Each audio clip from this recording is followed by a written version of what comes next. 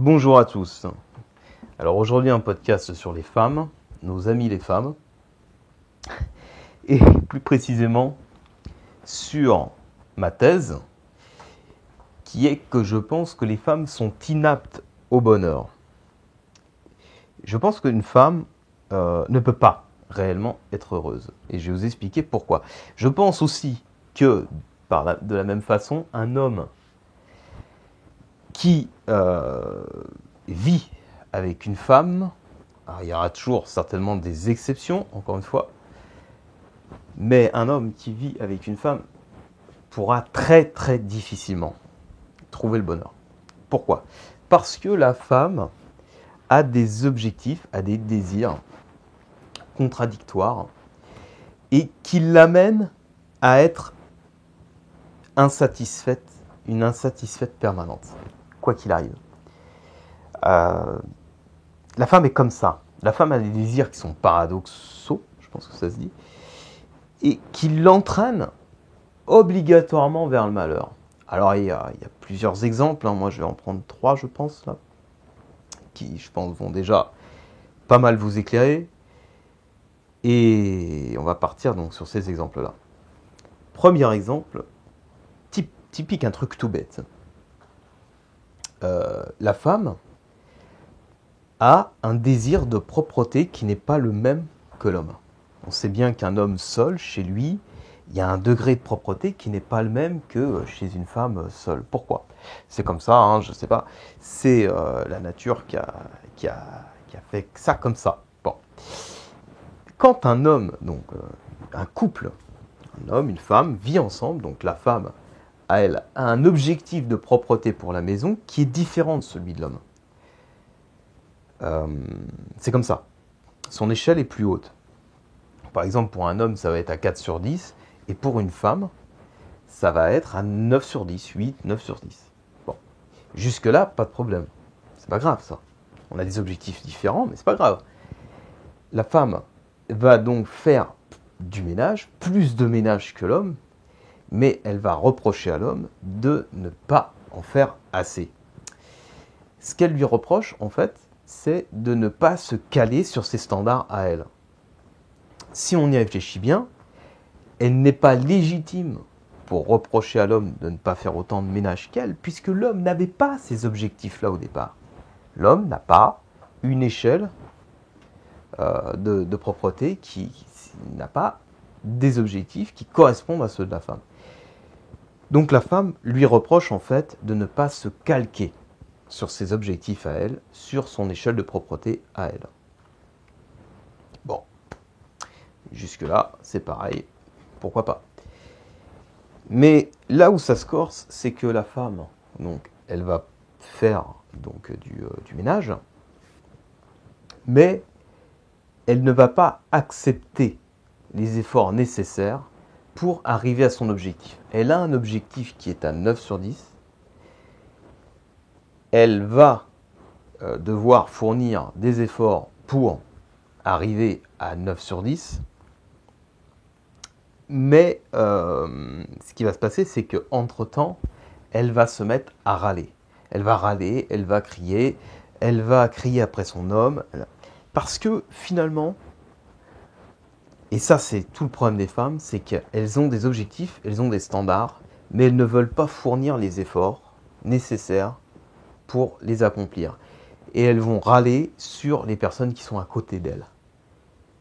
Comme si ces personnes-là devaient faire en sorte de remplir leurs objectifs, alors que ce ne sont pas les mêmes. On n'a pas les mêmes. Bon, ça, c'est l'exemple du ménage. Moi, je prends l'exemple des enfants. C'est un exemple qui est, c'est pareil, qui est criant de vérité. Les femmes veulent des enfants. Moi, je l'ai vu de mes propres yeux avec la mienne. Je sais comment ça se passe. Elles veulent des enfants. Et quand le bébé est là, alors c'est la grossesse, le bébé, c'est merveilleux, c'est mignon, mais dès que ça grandit, dès qu'ils grandissent, dès qu'ils rentrent à l'école, dès que finalement il va falloir faire des efforts pour les élever, parce que c'est un monde qui est difficile, et que si on veut pouvoir les cadrer, leur donner des bons outils pour avancer dans la vie, et puis recadrer souvent, et puis voilà, c'est quand même un monde, à partir du moment où ils vont à l'école, ils vous échappent. Et donc c'est difficile d'élever des enfants dans ce monde-là. Et qu'est-ce que je vois? Moi, je vois bien comment, tout d'un coup, l'enfant, la femme, elle fait que crier après, elle crie, elle se met en colère, finalement, elle le dévalorise en lui disant tu es nul, tu es ci, tu es ça. Et le bébé qui était tout mignon, tout beau, tout frais, tout rose qu'on attendait, il était merveilleux comme ça, on regardait les clichés, oh, qu'il est beau, qu'il est beau. Ouais, mais aujourd'hui, il se fait prendre des tartes, il se fait dire qu'il est nul, il se fait crier sans arrêt dessus parce qu'il a pas fait ci, parce qu'il a fait ça. Enfin, je veux dire, et ça, alors ça, ça, on le voit chez tout le monde, mais bon Dieu. Tu as envie de dire aux femmes, vous voulez des enfants, bah, assumez-en les conséquences. Il suffit pas de s'émerveiller quand ils sont tout bébés et ensuite de leur crier dessus tout le restant de leur vie. Le mieux à ce moment-là, c'est de ne pas en faire. N'en faites pas. Si vous n'êtes pas capable de vous en occuper correctement, n'en faites pas. Et ça, on le voit tout le temps.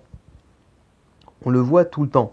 Donc, c'est pareil, c'est encore paradoxal. Je veux un enfant, mais je ne veux pas fournir les efforts nécessaires. Je ne suis pas prêt à assumer les efforts nécessaires pour chérir mon enfant jusqu'au bout. Je vais l'incendier, je vais lui pourrir la vie, voilà. Et puis j'en ferai un gamin frustré,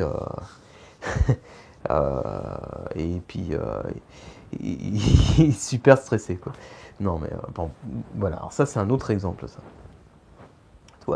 Et encore un autre exemple, donc sur les hommes, elles veulent un homme qui soit doux, qui soit tendre, qui aille bien travailler pour amener l'argent, pour pouvoir faire vivre la famille, qui soit en gros le gendre idéal, tout ça.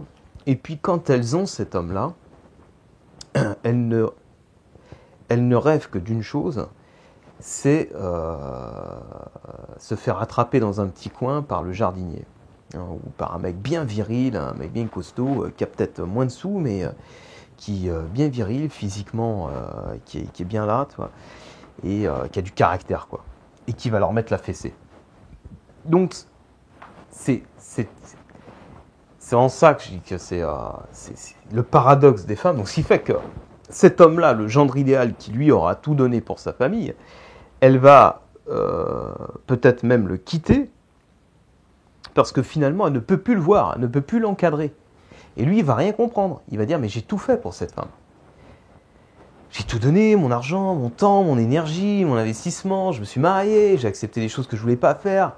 Et finalement, elle se barre avec un mec plus viril ou même avec personne, mais de toute façon, elle ne veut plus de moi. Encore un paradoxe. Et la femme, c'est ça tout le temps. Là, on pourrait multiplier les exemples. C'est pas pour cracher sur les femmes, elles sont comme ça. La nature, certainement, les a prévues comme ça, j'en sais rien. Je veux pas cracher sur les femmes. Je dis simplement qu'elles sont inaptes au bonheur. Pour moi, moi, ce que j'en ai vu aujourd'hui, hein, avec ma petite expérience, ce que j'en ai vu, c'est qu'elles sont inaptes au bonheur. Et donc, par là même, moi, je dis aux hommes, juste une chose, réfléchissez parce que on peut s'en apercevoir tout seul, mais aujourd'hui, la science a prouvé, de toute façon, qu'on ne peut pas être heureux en étant entouré de gens malheureux. Parce que c'est contagieux. C'est comme ça. Et une femme, elle sera malheureuse. Malheureusement, c'est comme ça, je dirais. C'est le cas de le dire. Alors, il faut bien réfléchir en tant qu'homme. À vouloir vivre avec les femmes, on se condamne à être malheureux. Et ça, je le vois tous les jours, on le voit tous, et c'est pas nouveau. Peut-être on devrait réfléchir à un style de vie qui nous serait plus personnel en tant qu'homme. Et remettre en question cette vie de couple avec une femme. Voilà, il n'y a plus beaucoup de temps, il n'y a plus que quelques secondes sur le temps. Donc, voilà ce que j'avais à dire. À plus tard, et méditez là-dessus. Je pense qu'il y a des choses à retenir. Ciao.